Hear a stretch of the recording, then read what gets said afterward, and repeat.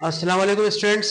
Second year की आज जो मैथ्स की क्लास है वो होगी आज एक्सरसाइज नंबर 7.3 से, और उसका होगा क्वेश्चन नंबर 10। हम 9 तक पहली क्लास में कर चुके हैं, आप चैनल सब्सक्राइब कर चुके हैं तो आपको इससे पहले 9 सवाल वो मिल जाएंगे, बाकी 7.1 पूरी मिल जाएगी और 2 पूरी मिल जाएगी। तो आप देख सकते हैं पिछली क्लासेस में जा करके हमारे यूट्यूब चैनल पे, जो कि स्टडी टाइम पीके के नाम से है। ठीक है, आइए क्वेश्चन नंबर 10 शुरू करते हैं। सवाल तो किताब में आप देख ही लेंगे, तो मैंने रिक्वायर्ड से लिख दिया है। मालूम करना है, सिंपल है कि इक्वेशन ऑफ अ लाइन, एक स्ट्रेट लाइन है जिसकी हमें इक्वेशन मालूम करनी है पासिंग थ्रू अ पॉइंट, और एक वो पॉइंट से गुजर रही है। तो सपोज कर लें ये एक मैंने एक एज्यूम करके एक डायग्राम बनाई है। तो बात ये है कि ये जो पॉइंट है -2 -4, इस पॉइंट से वो लाइन गुजर रही थी और एक्स और वाई दोनों पे ही कट रही है, क्योंकि सवाल में लिखा हुआ था टू इंटरसेप्ट है। तो टू इंटरसेप्ट का मतलब ये होता है कि आपकी जो वो लाइन है वो दोनों पे कट रही है। ठीक है, अगर दोनों पे कटेगी तो उसका मतलब होगा कि वो टू इंटरसेप्ट इक्वेशन आपकी फॉर्म हो रही है। ठीक है भाई, तो एक लाइन कट गई है एक्स और वाई दोनों एक्सिस के। अच्छा, एक्स पे ए पे कटती है, वाई पर बी पे कटती है। ये जो वैल्यूज है ये तो अभी मैंने बाद में निकाली है, तो पहले तो आप ये देखेंगे करना कैसे। ये चीजें आपको दोबारा बताऊंगा बाद में, जरा थोड़ी देर बाद। अच्छा देखिए, जब हमें पता लग जाता है कि ये इक्वेशन टू इंटरसेप्ट पे है, यानी दो इंटरसेप्ट कट रही है, तो हमें लगाना होता है x upon a plus y upon b is equal to 1। ये है वो रिक्वायर्ड इक्वेशन स्ट्रेट लाइन की, जो हम कब लगाते हैं, जब हमें दो इंटरसेप्ट की बात है हमारे की जा रही हो। ठीक है, गिवन कंडीशन। अच्छा, यहाँ पे गिवन कंडीशन में सवाल में है sum of intercept is equal to 3। तो दो इंटरसेप्ट का जो सम है, अगर वो ए और बी पे कट रही है तो उनका जो सम आएगा वो कितना आएगा, 3 आएगा। ठीक है, ये ऐसा सवाल ने बोला है, गिवन कंडीशन है ये। ठीक है, आइए शुरू करते हैं। लेट, तो एक्स इंटरसेप्ट को ए ले लिया जाएगा, वाई इंटरसेप्ट को बी ले लिया जाएगा। ठीक है, एक्स को हम ए लेंगे, वाई को हम बी मान लेंगे। ठीक है, तो यहाँ लिखा हुआ था सम ऑफ इंटरसेप्ट, तो सम का मतलब ए प्लस बी, यानी कि ए पे एक्स पे कटी है, वाई बी पे, तो ए प्लस बी बराबर हो गया 3 के। इस तरह से इसको इस फॉर्म में लिखा जाएगा, ए और बी के फॉर्म में। प्लस का बी राइट में गया, माइनस का हो गया बी, और ये हो गया क्वेश्चन नंबर 1। तो क्वेश्चन 1 क्या हुई, ए बराबर है 3 माइनस बी, क्वेश्चन नंबर 1 हो गई। क्योंकि बात हो रही है टू इंटरसेप्ट की, तो वही टू इंटरसेप्ट क्वेश्चन लग जाएगी, x upon a plus y upon equal to 1। अच्छा, पुट दी वैल्यूज। अच्छा, वैल्यू में जो पुट होगा उस पॉइंट को पुट करेंगे जो जहां से वो गुजर रही थी, जिस इज कॉल्ड एक्स और वाई। तो इसको हम एक्स और वाई मानेंगे, -2 को एक्स मान लिया जाएगा, -4 को वाई माना जाएगा। तो एक्स की जगह -2 आ गया, वाई जगह -4 आ गया, और ए की वैल्यू 3 माइनस बी थी, तो ए की जगह पर 3 माइनस बी आ जाएगा, बी को हमने ऐसे ही छोड़ देना है। ठीक है, अच्छा हमने आया एलसीएम, तो 3 माइनस बी, बी का एलसीएम आएगा बी और 3 माइनस बी। ठीक है, 3 माइनस बी तो सेम है, तो यहाँ पे बी सिर्फ रह गया, बी को -2 से मल्टीप्लाई कराएंगे तो माइनस का 2 बी। वैसे एलसीएम का तरीकेकार होता है भाई यही, ये बी है आपका, ये बी है, ये दोनों सेम की वजह से खत्म हो गए। तो सिर्फ 3 माइनस बी को 4 से -4 से करेंगे, -4 3 माइनस बी आपका बच जाएगा। राइट में क्या लिखा हुआ है, इजिकल्स टू 1 लिखा हुआ है। ठीक है, थोड़ा सॉल्व कर लेते हैं। ये है माइनस का 2b -12 और माइनस माइनस +4 भी आ जाएगा। नीचे क्या हुआ, b को 3 से मल्टीप्लाई किया 3b, b को b से किया -b², यहाँ तक पहुंच गए। अच्छा, उसके बाद 3b -b² 1 से मल्टीप्लाई होगा, वहां राइट हैंड पे जाएगा, मल्टीप्लाई हो जाएगा 3b -b²। लेफ्ट पे क्या लिखा हुआ है, ये 4b में से ये 2b गया, प्लस का 2b बच जाएगा, और ये बचेगा -12। अच्छा, अब हम ये करेंगे, राइट हैंड साइड को लेफ्ट पर ले आएंगे, यानी कि -b² यहाँ पे आगे हो गया प्लस, और ये +3b आ गया माइनस। यहाँ पहले से क्या लिखा हुआ है, प्लस का 2b, सही है, और ये -12 अपनी जगह पर ही है। सिर्फ ये दो चीजें राइट से हम लेफ्ट पर आए, साइन चेंज हो गई, बाकी जो लेफ्ट पे चीजें थी वो सेम साइन में रहेगी। अच्छा, ये तो हो गया b², और ये 3b से हो गया माइनस का b बच जाएगा। ठीक है, और ये माइनस का बचेगा 12 इजिकल्स टू, ये आपका 0 हो गया। ठीक है, अब आगे चलते हैं। अच्छा, अब हम देखें, आप यहाँ पे मैंने इसको लिखा नीचे मिडल टर्म। मिडल टर्म का मतलब इसको मिडल टर्म से ब्रेक कर दें, तो मल्टीप्लाई करा के 12 आएगा, प्लस माइनस कराएंगे तो 1 बी बचना चाहिए। तो मैंने जो नंबर ले लिया वो क्या लिया, -4b + 3b। 4b में से 3b किया तो बचेगा 1b, माइनस का 3 4 12। तो ये तो आप बचपन से करते हुए आ रहे हैं, क्लास 9 में करा, 10 में, फर्स्ट ईयर में, तो ये सेकंड ईयर में तो ये मामूली सी बात है। बहरहाल ये आपकी मिडल टर्म ब्रेक हुआ है, बी कॉमन आ गया, b -4 बचेगा, प्लस का 3 कॉमन आ गया, b -4। जब दोनों ब्रैकेट सेम होती है मतलब काम ठीक हो रहा है।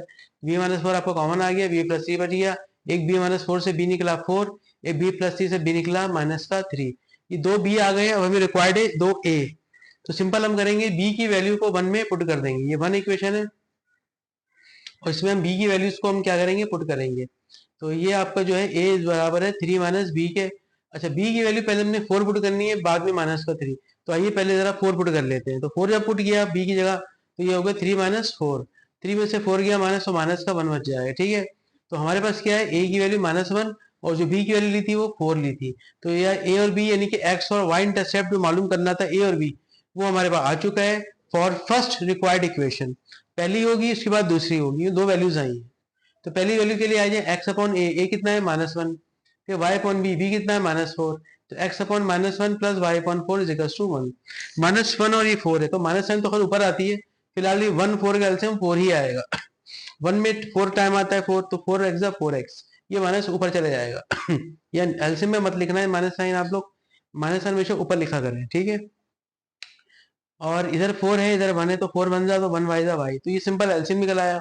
4 बन जा 4 हो गया, यहाँ बचेगा -4x plus Y equal to 4। अच्छा, x हमेशा प्लस रखना होता है, लिहाजा लेफ्ट को राइट में शिफ्ट कर देंगे तो x जो है वो प्लस हो जाएगा। तो -4x प्लस हो गया, प्लस वाई माइनस हो गया, प्लस 4 अपनी जगह पर आ, तो 4x minus y plus 4 is equal to 0। ये पहली आपकी रिक्वायर्ड इक्वेशन आ चुकी है।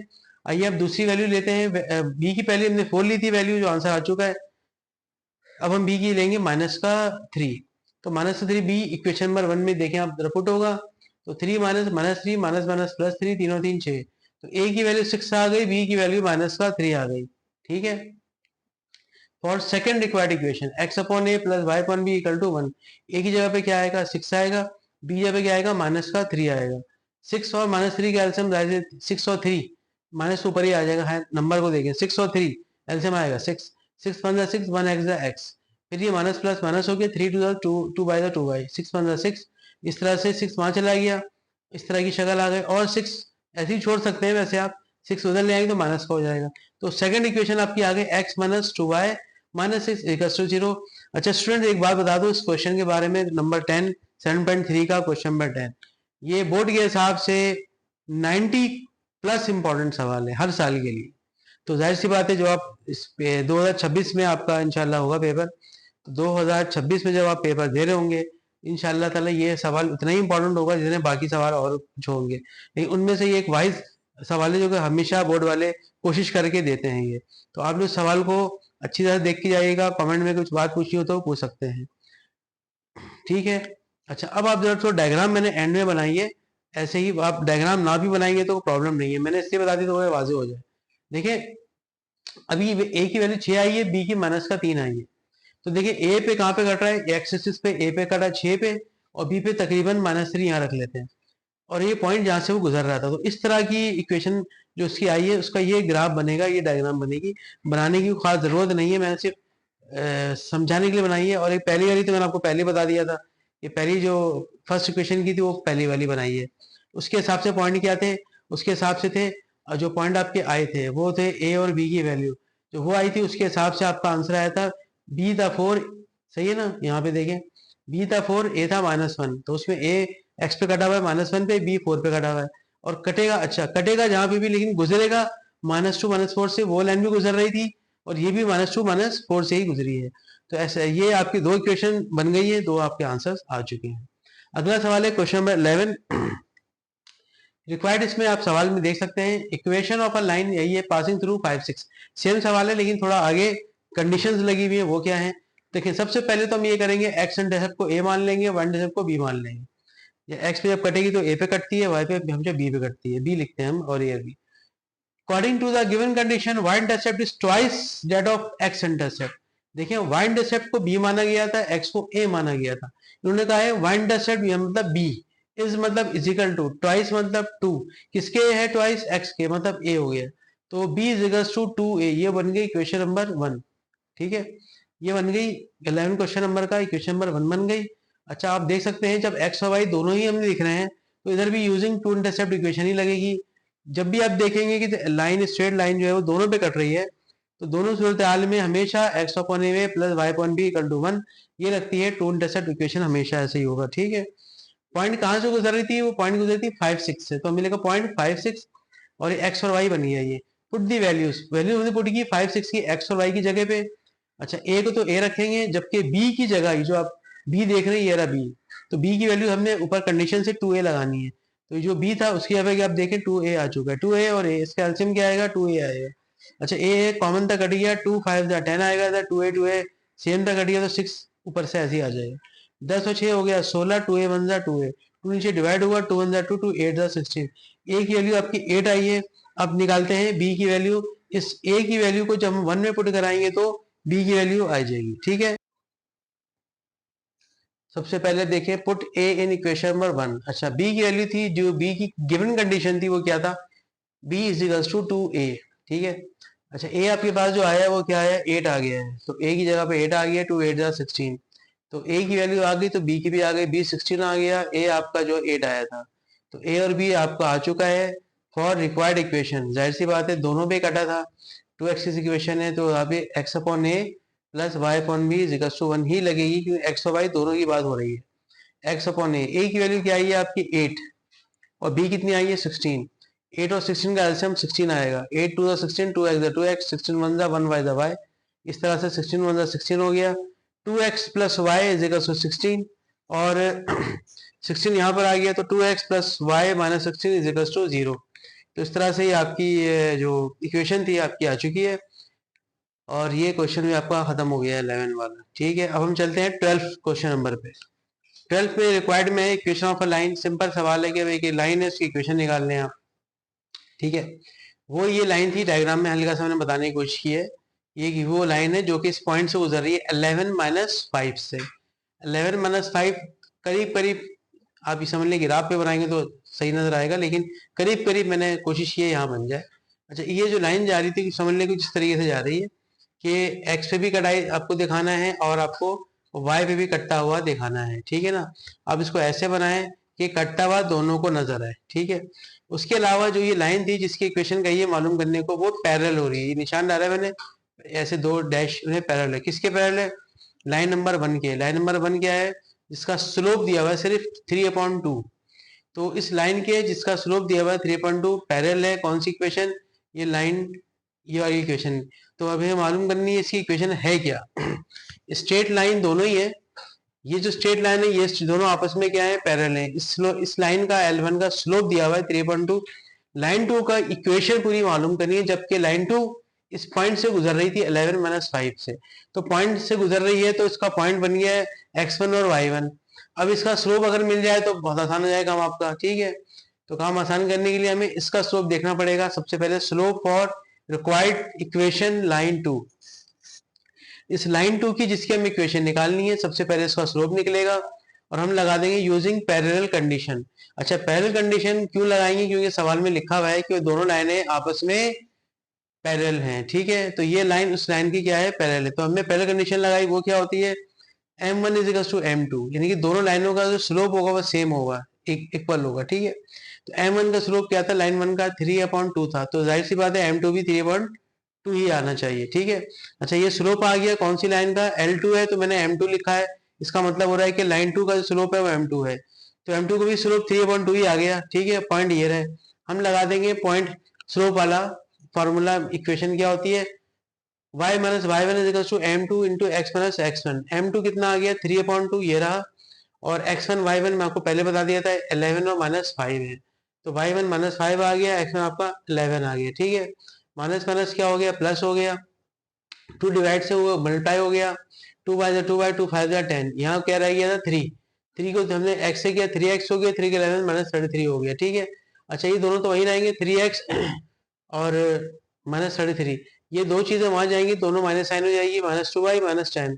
बाकी आपकी सिंप्लीफाई कर दिया उसको हमने, ये 3x हो गया, ये -2y हो गया, -33 -10 ऐड हो गया, माइनस माइनस प्लस होते हैं, -33 ये आपका आंसर आ गया, ठीक है। 13 जो क्वेश्चन नंबर है वो सेम है, समझ लें एक ही सवाल है, बस वो पैरेलल कह रहे थे, अब ये परपेंडिकुलर हो गई, ठीक है ना।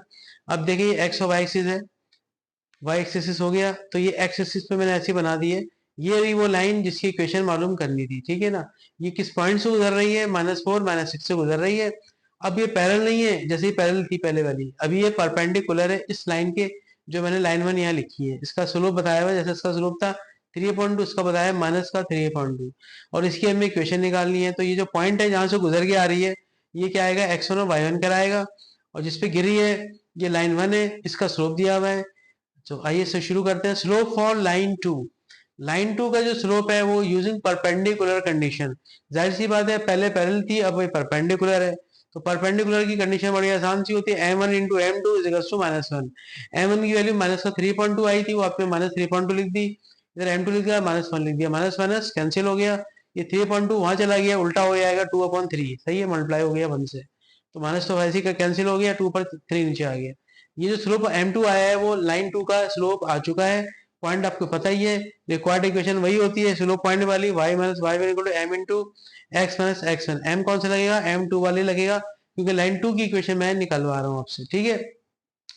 अच्छा ये x1 y1 क्या था, -4 -6, तो y1 -6 है, x1 -4 था, माइनस माइनस हो गया प्लस, तो y प्लस 6 हो गया, बाहर आपका ये 3 था, ऊपर जाके मल्टीप्लाई हो गया, ये 2 बाहर था, और x प्लस ये 4 हो गया, 2 इधर 2 है, 2 4 जा 8, 3 y 3 6 जा 18, ठीक है ना। अब आगे चलते हैं, 2x प्लस 8 तो आपको पता है ऐसे लिखा हुआ है, और ये 3y माइनस का हो जाएगा, 18 माइनस का हो जाएगा, तो 2 का 2x माइनस का 3y, 18 में से 8 माइनस कराएंगे, माइनस का 10 इज इक्वल टू 0। तो जनाब ये क्वेश्चन नंबर 13 लास्ट क्वेश्चन था एक्सरसाइज नंबर 7.3 का, आज हमने इसको फिनिश कर लिया है, आखिरी सवाल था ये। तो बोर्ड में इससे काफ़ी चांसेस होते हैं कि काफ़ी सवाल आ जाते हैं, इनमें से कोई एक इसमें से, तो मैं आपको जब एंड करूंगा 7 चैप्टर तो आपको सारे एक्सरसाइज का अलग ही लिखा दूंगा कि ये सवाल बोर्ड के हिसाब से ज़्यादा अहम है, ठीक है। चैनल को सब्सक्राइब करें, शेयर करवाएं, और दोस्तों में इसको जो है कि बताएं कि भाई इस चैनल से हमें कितना फ़ायदा हासिल हो रहा है, ठीक है। फिजिक्स मैथ्स केमिस्ट्री तीनों चैनल पे हमारे दस्तियाब है, आप जब भी जाएंगे कोई कमेंट हो तो कमेंट आप दें, कोई बात समझ में आ रही हो पूछें आप हमसे। तो स्टडी टाइम पीके को सब्सक्राइब करें चैनल को, और फ़ायदा हासिल करें, और दूसरे लोगों को शेयर करवाएं। हमारे पास ऑनलाइन पढ़ाने का भी इंतज़ाम है, फिजिकल भी इंतज़ाम है पढ़ाने का, तो अगर आप चाहें तो हमें ज्वाइन कर सकते हैं। हमारा नंबर आपको पेज पे मिल जाएगा, कभी से कांटेक्ट करना हो तो बिल्कुल आप कर सकते हैं। अगली क्लास इंशाल्लाह 7.4 से होगी, तो अगली क्लास मिस ना करें, उसको भी देखिएगा। साइज नंबर 7.4 से हमारी नेक्स्ट क्लास होगी। ओके, थैंक यू, अस्सलाम वालेकुम।